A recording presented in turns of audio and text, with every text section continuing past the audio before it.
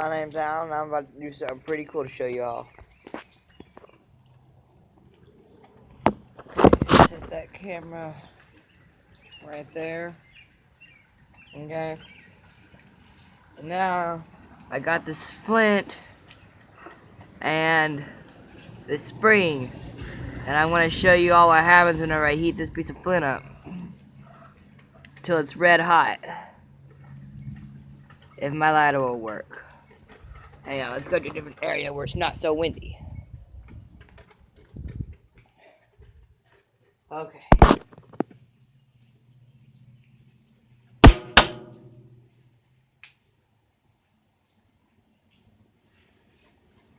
And I'm already in the process of heating it up. I don't think that you guys can see me, but I'm still doing it.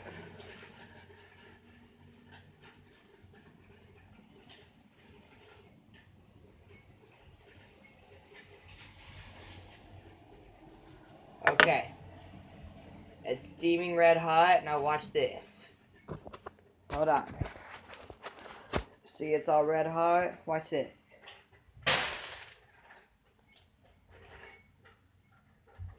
Now, ain't that just fun to do?